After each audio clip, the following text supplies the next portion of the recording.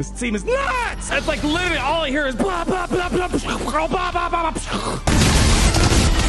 blah, blah, blah, blah. Here comes another one. Boom! Listen, when I'm smiling, that means there's something special about this team. Oh, shoot. Welcome, ladies and gentlemen, Gungans and droids, across our beloved empire, to today's video of what may just be my favorite new team that has come out in 2022 due to the fact we have Starros. We're going to be doing our initial gameplay testing and review, but man, we're on a high. We had the mysterious, the elusive 330 shard drop. Boy, it felt good, but even though it might be a little biased with my excitement because we got a 330 shard drop, even before I 7-starred this amazing character, we were doing stuff at 3 stars, and this is a great way of wrapping up my tenure here as the Grand Admiral. And I figured, why not end on a high note? 330 shard drop, great character. Man, it's great to be in the Empire today indeed. But why don't we go ahead, roll some gameplay, and talk about this character, starting us off with some 3-star gameplay, y'all, of Starros. What's the quick summary? If you want the quick spiel, quick 2.0, I don't know what that means, but what I'm trying to get at is Starros, the one phrase summary for her, Iden Versio. She's basically Iden Versio. It's hard to say if she's a little better. It's really good. We have to wait and see once we get into 3v3, Grand Arena, and all that stuff before we have a fully fleshed out opinion. But initial impressions are it's easily an Iden Versio level character. One character taking more or less garbage characters left over for a variety of galactic legendary stuff that you gotta farm up and turns them into a top tier hitting team. So easily gonna be in that Iden Versio range, Dash Rendar type of range. And the developers kind of said it looks like her intentions aren't necessarily gonna be to be in the Dr. Aphra team. Her intention seems like she's going to be her own team. So what we're seeing today is kind of what we should expect. And Dr. Aphra likely would pick up BT Trip. And I'm hoping Hondo and maybe some other scoundrel to throw in that team. But let's not get too far ahead of ourselves here. Why is Dr. Aphra so much fun? And why does she have a little bit of low star viability? The good news is she's fast. When you assume we have, proper gear and mods in her, even before mods, she's not a Moff Gideon speed per se, but 183 base speed is plenty of speed to work with. So she's got some good speed. But on top of that, the way her kit works, when non-tank rebels are being hit, you're feeding a ton of turn meter to the tanks. And Stormtrooper and Cara Dune, and I will be honest, I feel like the reason why I love this team so much, it's because of Starros, don't get me wrong, but it's because of Cara Dune. Cara Dune and Stormtrooper Han really are lifted to a level I have never seen before, and people were concerned, oh, what are we going to do with Cara Dune because of Mon Mothma? Don't worry about Mon Mothma. This is definitely a far superior team over Mon Mothma, and you can still plug in things like Biston or whatever the case might be inside of the Mon Mothma Rebel Fighter team. Cara Dune's superior use, no one can convince me otherwise, is going to be on this team because with her leadership ability on Starros, you're just going to get tons of turn meter, 15% turn meter anytime a non-tank rebel ally or Sana is being damaged by an attack. And when you're seeing like Iden Versio open up, Kyle Katarn, Rebel Fighters open up, you're feeding tons of turn meter to the tanks. And once Cara Dune and Stormtrooper pull off their combo, you just start rolling over fools where you're able to beat things like Iden, Mon Mothma, General Grievous. Fine, that's not that impressive, but they start getting into this weird range of Commander Luke Skywalker, Grand Inquisitor, so they definitely can pack a punch just because of pretty much that, just because of Cara Dune and Stormtrooper Han being taken to an astronomical level. And then, of course, you got things like Rebel Officer Leia Organa laying down the heat on the enemy team over and over and over again with her nasty AoE ability, which we definitely got to talk about a few characters in Zetas if you want to get this team operational to at least what we're seeing right now. And just one point to clarify, I talked to some top game players. A lot of top players, they look at datacrons and stuff like that. There's no datacron analysis on here, of course. Datacrons, we don't believe in that all that much around this part of town. I like looking at teams before datacrons are implemented in the situation. Plus, we don't know what the datacrons are going to be several months or years down the road. But base level, very good team. And I'm glad that's got 3-star viability because once you get Stormtrooper on Cara Dune rolling, they taunt, and then you get the stealth going on, you can kind of work out the lead. And even when we had situations where 3-star Sana would be killed off because of an AoE or Magma Trooper random splash attack on her, Cara Dune and Stormtrooper really carry it all the way through. But let's take a closer dive into this team here. So Rebel Sympathizer is pretty much what's kind of pulling this. Yeah, she's got some. I'm not really going to spend too much time on her basic ability, which allows her, to apply vulnerable, right? Cool. That's not really the most important thing.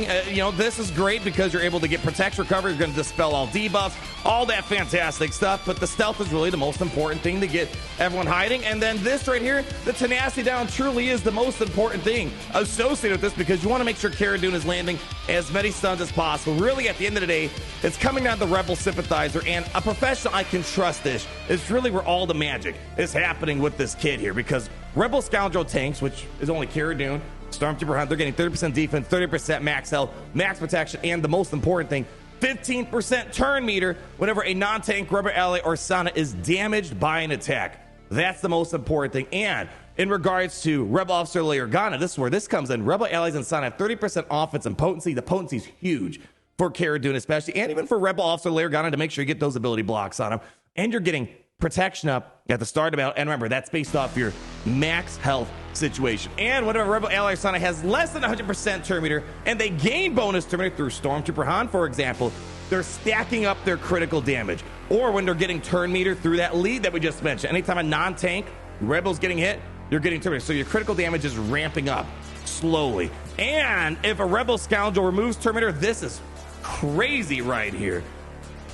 The enemy is going to be taking damage equal to 20% of their max health. So Cara Dune removes turn meter. Stormtrooper, when they're taunting and they're being hit, they can remove turn meter on the enemy team. So, and Stagger can remove turn meter as well. When you're moving turn meter, 20% max health really stacks up a ton. And especially when we look at the General Grievous battle, just all the turn meter removal just decimated the team. It was nuts to see what it can do. Also, on top of that, the first time each turn Rebel allies and Sana deal damage more than once, they're getting 25% max health. This really helps out the durability of the team. It's a surprisingly durable team, more so than I was expecting. I had a feeling we're going to have a turn meter, I don't want to say loop, but a massive turn meter control situation. The durability was pretty nice. So in the situations where you got to wait for your train to get rolling again at the turn meter removal, turn meter game, they could survive the hits. And really, this is huge right here. Whenever an enemy is inflicted with target lock, you're reducing the Rebel Scoundrel tank's cooldown by 1. And that right there is what is incredibly important. This feels, I think the best way to describe this as well, it's an item with a cooldown reduction datacron is what it kind of sounds like, because every single time you're applying target lock onto the enemy, Sonic gets turn meter, that's number 1, so she can keep her thing going. But when you're getting that target lock on, you're reducing cooldowns. And Stormtrooper Han, as well as Cara Dune, they don't have crazy high cooldowns to get something going. So with Cara Dune, for example, Cara Dune's AoE with improvised strategy, it was like an okay thing, but this is dialed to the max. It's only a 2-turn cooldown. So you just need 1 target lock, and then she's going to do it again and again and again. I felt like there was never really a turn that she had where she didn't have it ready. She always was pulling back turn meter. And if there were Empire allies, which I feel bad for Grand Inquisitor, man, not a good look. Wherefore, when just one marquee and some old characters are stomping over them because they get turn meter after the first opening few plays from the Inquisitors, and then Cara Dune comes in, boom, pulls back their turn meter, gets the stun on them, and it's game over at that point. And she gets potency up, so she's able to land those stuns fairly consistently. Or Stormtrooper Han, Cara Dune's responsible for the turn meter removal. Stormtrooper Han, we were on a little bit of a high because we were excited about the 330 shard job, so we did something nuts. We took Stormtrooper out the Relic 9, but we were doing this stuff. I feel like one of the things I was telling the audience when we were doing this live is I don't know if we're going to get more use out of additional relics, because once the Cara Dune Stormtrooper Han thing's going, it doesn't really matter what the relic levels are on the tank, but we had to do something to capitalize on all the hype. But with Draw Fire, it's a cooldown of 4, so it's a little bit more effort to get those cooldowns reduced, but it's not that hard. It felt pretty frequent. We're constantly doing the taunt on Stormtrooper Han. It's got a 3-turn taunt, 30% turn meter to all allies, which is great. In addition, all other allies getting 20% turn meter when Han is damaged. So when people are counterattacking the Stormtrooper Han, boom, turn meter to the team. So there's just so much turn meter control. Stormtrooper Han feeding turn meter, Cara Dune removing it, and just a reminder, with the bluff unique ability, he's got a 25% chance to remove 30% turn meter from each enemy at the start of each of his turns. And in addition, Han recovers 5% protection, and he also gets to remove 10% turn meter from each enemy when he is damaged. Woo! That's some interesting turn meter removal situations. Now, the question might be, okay, we saw some gameplay. What am I feeling like is going to be the team? I feel fairly convinced. Son of Starros lead, right? Stormtrooper on Cara Dune. Don't worry about Mon Mothma. This is definitely... The thing about character allocations, you want to put the character in their best use, right? So C-3PO is the best example. Where do you put C-3PO? You put him with Commander Luke Skywalker because that's the best use for a C-3PO. He works great with Padme and stuff like that, right? Or Jedi Master Kenobi, but Commander Luke is the team to put C-3PO in. Cara Dune's team to put in is this team with Son of Starros. Stormtrooper Han didn't really have a team up until recently with Son of Starros. That's going to be put in there. Great. This is one of those requirements that you built it for the variety of Luke stuff you got to do in the game.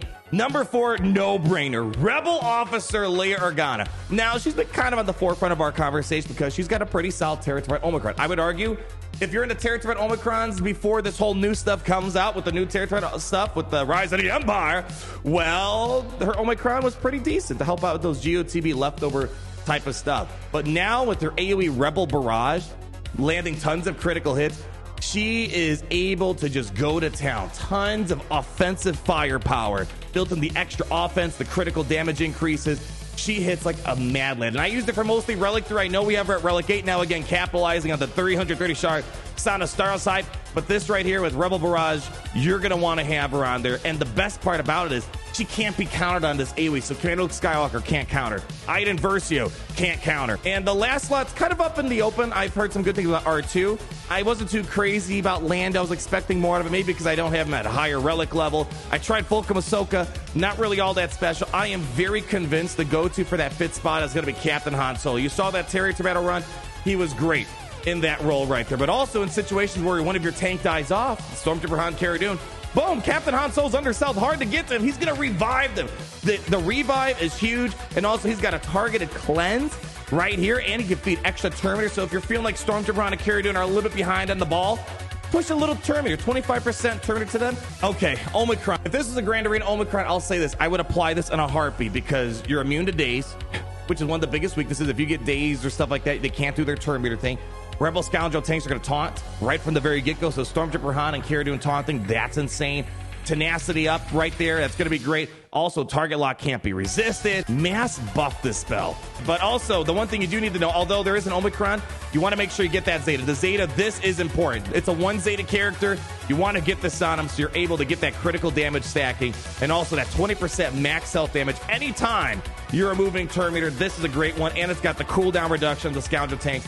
This team won't work, I don't think, without the Zeta. Mods, I'm not going to go into too much detail right now. We're going to wait and see what the tides are going to show, but really, most importantly, you want to get speed on her. Just that way she can keep things rolling. But if you feel like, the one thing I like about this team, it feels like you don't need the speed because once you get all that turn meter through the lead of Son of Starros and Stormtrooper Han and or Cara Dune do their thing, it's kind of game over for the enemy, it feels like. Highly recommend. Get this on her, extra offense on her, and then she also gets 35% offense stacking anytime she's resisting or suffering a negative stats effect. So that's kind of a big deal right there, because when she's doing that AoE, you want it to hit hard. The other Zeta I applied, I'm not sure if it's needed. It's nice. I'm sure throughout the course of battle, it makes a difference. Whenever Han takes damage, he recovers 5% protection. He's going to be taunting a lot. He's going to be taking a lot of heat. You're probably going to want to have this on it because every little bit counts over the course of the battles. Also, Cara Dune, if you don't have it, make sure you have that this on her, the Zeta on her, so when she has potency up, she can be revived again. And that's kind of a big deal right there. This is one of the few things that gets me hyped about Galaxy Heroes. I love one character supercharging a team or like a free rework that just supercharges a dead character. We want to make it take advantage of characters that are useless in our roster. She fits that bill. Probably as of now, the best requirement for Hondo, or not for Hondo, for Dr. Aphra. And that's saying a lot because I did like BT a lot, but Son of Starros is just better because she creates a whole brand new team where BT is just a temporary filler in the Shorty squad before likely Dr. Aphra comes around. So that's going to wrap it up for today. Ladies and gentlemen, Gungans and droids, thank you so much for coming out today. It's been a pleasure being your Grand Admiral, but there's a brighter future ahead, my friends. If you enjoyed this video today and you enjoyed the hype that Starros is bringing, Leave that like, comment down below and all your thoughts, and be sure to subscribe so you're not missing a thing. And always remember, it's great to be in the Empire today.